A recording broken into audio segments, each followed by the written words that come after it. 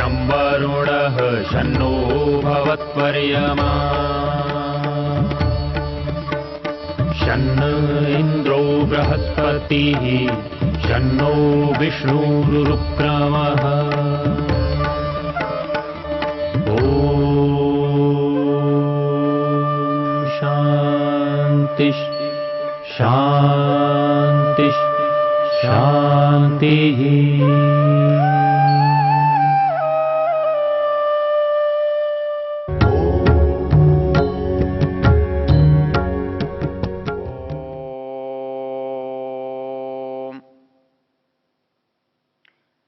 हम वेद की चर्चा कर रहे हैं और ऋग्वेद के 10वें मंडल का 34वां सूक्त है,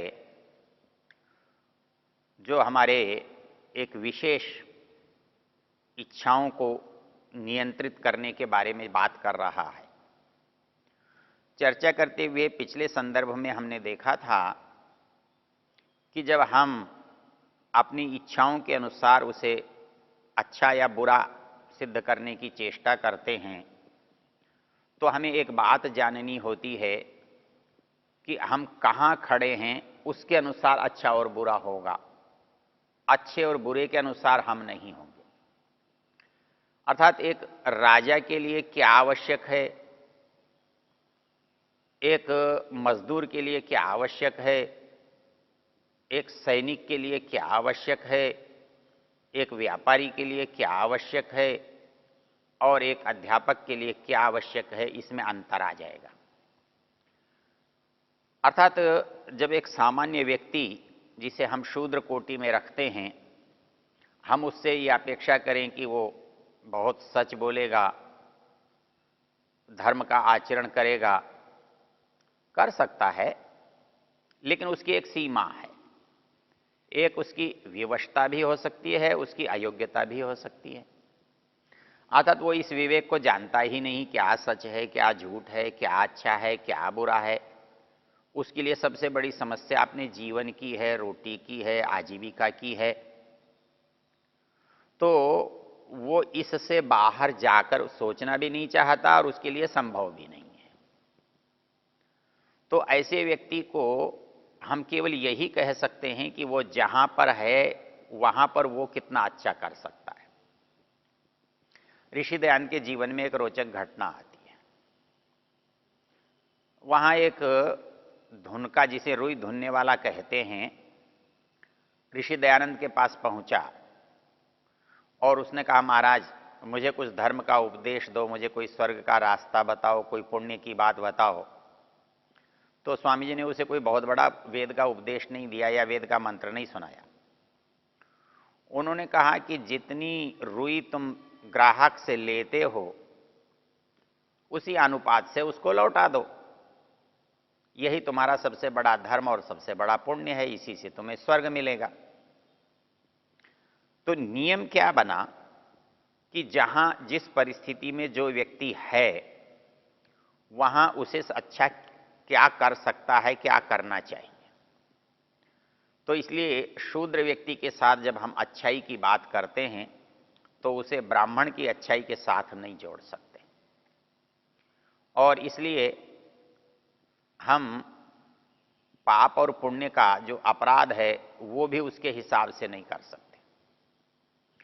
यह एक बात स्मरण करने योग्य है। जब मनु महाराज ने मनुस्मृति में राज्य व्यवस्था की बात की तो उसमें एक प्रकरण है दंड का। तो आज की तरह से नहीं है वो। आज हम अपने कानून की जो श्रेष्ठता बताते हैं, मानते हैं, वो उसके हिसाब से गलत है। मतलब आज के कानून की श्रेष्ठता नहीं है। आज का कानून उस दृष्टि से आज हम अच्छा कहते हैं वो गलत है, क्योंकि आज हम ये मानते हैं कानून की दृष्टि में सब समान हैं।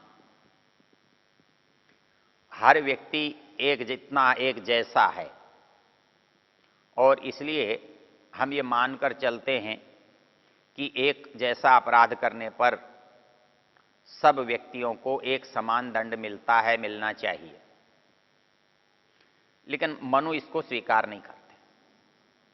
मनु कहते हैं ये अन्याय है, ये न्याय नहीं है। न्याय तो वो होता है जिसके साथ जैसा होना चाहिए वैसा हो। क्योंकि अपराध करने में यदि कोई व्यक्ति चोरी करता है, एक व्यक्ति शूद्र है और वो अपनी आजीविका के लिए कुछ चुराता है, तो उसके साथ वो बात नहीं की जा सकती जो एक धनपति है और वो चुराता है। हमारा कानून कहता है मजदूर ने चोरी की है, उसको भी वही सजा मिलनी चाहिए जो बिरला टाटा ने चोरी की है उसको मिलनी चाहिए। अर्थात दोनों को कानून समान मानता है, एक स्थान पर रखता है। हमें लगता है जैसे ये बहुत न्याय की बात है कि दोनों को दंड मिल सकता है। दोनों को दंड मिल सकता है ये तो ठीक है, लेकिन जो दोनों को दंड मिला है वो ठीक है कि नहीं है, ये इसमें विचारणीय प्रश्न है। मनु महाराज कहते हैं अष्टापाद्यम तो शूद्रस्य स्तेये भवति किल्विषम। वो ये कहते हैं कि मान लीजिए कि शूद्र ने कोई अपराध किया है और उसको 8 रुपए दंड मिलना चाहिए, तो क्या यही दंड ब्राह्मण को, क्षत्रिय को, वैश्य को, बिड़ला को, टाटा को मिलना चाहिए? मनु महाराज कहते हैं नहीं, यह गलत होगा। वो कहते हैं कि अष्टापाद्यम तो शूद्रस्य स्तेये भवति किल्विषम।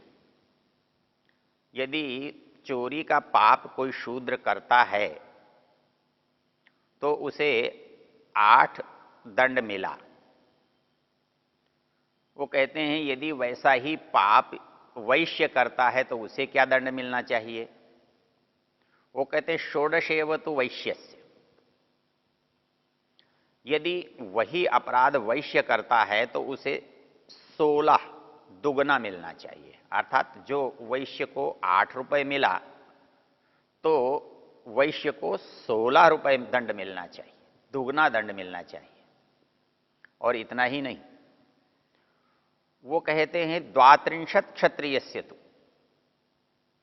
और जो क्षत्रिय है, जो व्यवस्थापक है, जो पद पर है, जिसका उत्तरदायित्व है, यदि ऐसा व्यक्ति वैसा अपराध करता है तो कहते हैं उसको 16 दूना 32 रुपए का दंड मिलना चाहिए। अर्थात शूद्र से 4 गुना अधिक। और इसी क्रम में चतुष्षष्टि ब्राह्मणस्य, और ब्राह्मण को 64 मिलना चाहिए।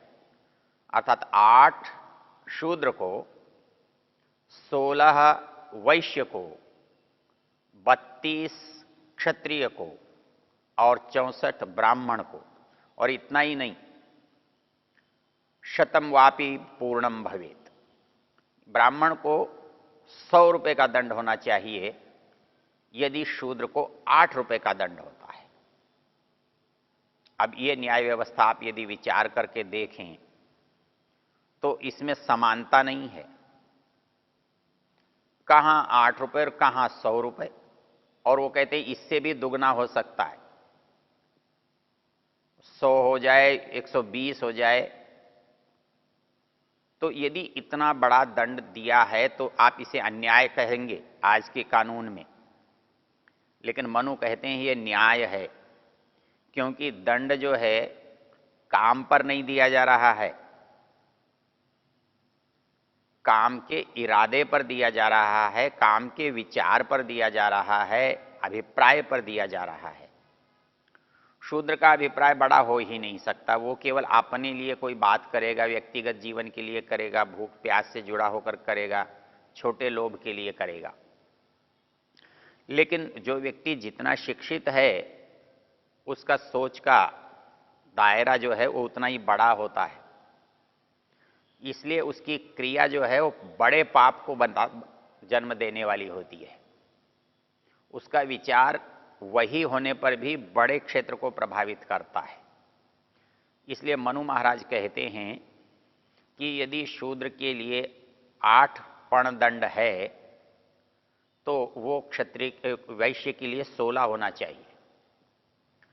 और उसके अतिरिक्त तो जो जिम्मेदार है, जिसका दूसरों पर प्रभाव पड़ता है, जिसका शासन चलता है, जिसका आदेश चलता है, ऐसा व्यक्ति यदि गलत करता है तो उसको तो और भी अधिक दंड मिलना चाहिए, 32 होना चाहिए, दोगुने से भी चौगुना होना चाहिए। तो ये कहता है कि और ब्राह्मण क्योंकि सबसे समझदार है, सबसे अधिक बुद्धिमान है, सबसे अधिक सम्माननीय है, सबसे अधिक आदर उसे दिया जाता है, इसलिए ऐसा व्यक्ति दंड का भी उतना ही बड़ा भागी है। अब इसमें दोनों चीजें समझने की हैं। समझने की क्या है, हम सोचते हैं उसको दंड ज्यादा दिया गया, पर एक बात हम भूल जाते हैं, उसे सम्मान भी तो अधिक दिया जाता है। एक मजदूर को तो मजदूरी जो देते हो 100 रुपए देते हो, लेकिन एक वैश्य जो है वो कमाता है तो 1000 10,000 रुपए कमाता है, एक अपराध करके 1000 लाख रुपए कमाता है। तो जिसने 100 रुपए कमाए अपराध करके 200 कमा लिए, उसको जो दंड होगा तो उसको वही दंड नहीं हो सकता जिसने वो इतना ही अपराध करके 1000 10,000 रुपए लाख रुपए कमा लिए। इसी तरह जो क्षत्रिय है वो उसने जो अपराध किया है वो कितनों को प्रभावित करता है। एक गलत आदेश जो है, एक अपराधी को छोड़ना जो है, एक अच्छे व्यक्ति के साथ अन्याय करना कितने लोगों को प्रभावित करता है, इसलिए उसका दंड उतना ही अधिक होना चाहिए। और ब्राह्मण सबसे समझदार माना गया, सबसे अधिक सम्माननीय माना गया है। जो सबसे अधिक सम्माननीय है इसलिए उसको दंड भी सबसे अधिक मिलता है। राजा को सबसे अधिक दंड का विधान दिया गया है क्योंकि वो सबको दंड देता है। जो सबको दंड देता है यदि वो गलत दंड देता है तो उस पर कितना दंड होना चाहिए, न्याय ये विचार करता है। तो यहां पर हमारी जो समझने की बात है कि व्यक्ति जो काम कर रहा है उसके साथ केवल कार्य नहीं, कार्य की परिस्थिति पर भी विचार होना चाहिए। कार्य करने वाले व्यक्ति ही नहीं, व्यक्ति की योग्यता, गुण, दोष, विचार, इरादे पर भी विचार होना चाहिए। और यदि ऐसा विचार होता है तब हम ठीक न्याय कर सकते हैं। क्योंकि हम यदि योग्य हैं, समझदार हैं, तो हम बड़े अपराधी बनते हैं। तो इस दृष्टि से मनु महाराज ने जो बात कही है वो भले ही आज के न्याय की दृष्टि से संगत न हो पर उचित वही है। और इसलिए हम न्याय में भी इस बात को देखते हैं कि परिस्थिति क्या है, उसकी योग्यता क्या है, उसकी मजबूरी है या इच्छा है। आप जानते हैं कि फांसी का जो दंड है उसमें भी 2 भेद होते हैं। मृत्यु का जो दंड है उसमें भी 2 भेद होते हैं। एक मृत्यु मैं किसी की करता हूं तो सोच समझ के करता हूं, इसके लिए कहा गया है इरादे से करता हूं, इरादतन करता हूं। मुझे किसी की हत्या करनी है, मुझे उसे जान से मारना है, ऐसी योजना बनाकर मैं किसी को जान से मार देता हूं। और एक लड़ते हुए किसी की खोपड़ी में कहीं मुक्का ऐसे स्थान पर लग गया कि वो मर गया। वहां मारना मेरा उद्देश्य नहीं था, मेरा विचार नहीं था, मेरा इरादा नहीं था, मेरी योजना नहीं थी। मृत्यु वहां भी हुई जब मैंने विचारपूर्वक किसी की हत्या की, और मृत्यु वहां भी हुई जहां मैंने बिना विचारे किसी की हत्या की, आवेश में किसी की हत्या की। इसलिए यहां दंड बदल जाता है। मुझे फांसी के स्थान पर आजीवन कारावास हो सकता है। हम जब विचारपूर्वक किसी का बुरा करते हैं तो अपराध अलग श्रेणी में आता है, और अकस्मात आवेश में बिना विचारे जब कोई अपराध हमसे हो जाता है तब उसका दंड अलग होता है। ये आज की परिस्थिति में भी हम अनुभव करते हैं, देखते हैं। इसी बात को मनु महाराज ने बड़े विस्तार से अपने विवेचन में लिया है। तो शास्त्र ये कहता है कि दो चीजों पर आपको विचार करना है। एक व्यक्ति किस आश्रम में है और कौन से वर्ण में है। ब्रह्मचारी, गृहस्थ, वानप्रस्थ, सन्यास। ब्रह्मचारी को सच बोलने का अभ्यास करना है। गृहस्थ को यथासंभव सच बोलना है। वानप्रस्थ को सच बोलने के लिए दृढ़ होना है। और सन्यासी को सच पर ही टिका रहना है। इसलिए सच बोलने की जब बात आएगी, वर्ण में तो ब्राह्मण है और आश्रम में सन्यासी है। क्यों? ये किसी के बंधन में नहीं, इनके सामने कोई बाधा नहीं है। और बाधा कितनी नहीं है, इसके लिए मनु महाराज की एक पंक्ति इस समय में देखने के योग्य है। जो शूद्र है उसको आजीविका से वश में किया जाता है। वो आजीविका के माध्यम से कुछ भी उल्टा करने के लिए बाध्य होता है। जो वैश्य है उसकी धन संपत्ति के छीने जाने के डर से वो झूठ बोलता है, वो अनुचित काम करता है, वो अच्छे काम करने से डरता है। जो क्षत्रिय है वो अपने अधिकार को छीन जाने के डर से, वो अपनी प्रतिष्ठा के समाप्त होने के डर से वो न्याय के विरुद्ध चला जाता है, वो अन्याय का पक्ष ले लेता है।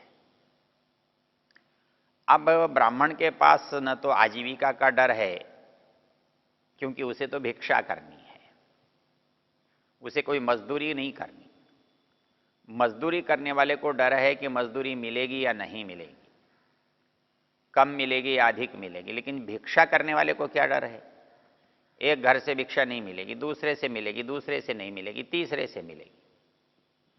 तो भिक्षा करने में कोई प्रतिबंध नहीं है, कोई भय नहीं है। इसलिए ब्राह्मण को भय नहीं। उसको वैश्य की तरह कुछ कोई लाइसेंस छीन जाने का, जेल हो जाने का भय नहीं। उसे क्षत्रियों की तरह का भी भय नहीं है, कोई उसकी प्रतिष्ठा छीन लेगा, कोई उसका पद छीन लेगा। अब उसके पास केवल एक भय बचता है, वो भय है उसके सम्मान का भय। और ब्राह्मण को कहा गया है कि एक वो जो अंतिम भय है उसको वो भी छोड़ देना चाहिए, और उस भय को वो छोड़ देगा तभी वो वास्तव में सच बोल सकता है। इसलिए मनु महाराज ने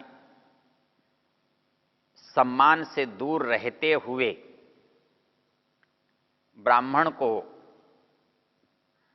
सच बोलने के लिए कहा है, क्योंकि वो केवल तब ही सच बोल सकता है जब उसके अंदर कोई भय, कोई प्रलोभन न हो।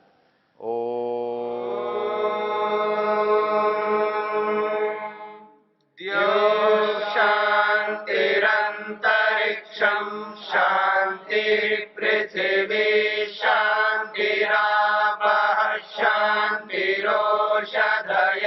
शांतिः वनस्पतयः शांतिर्विश्वे देवा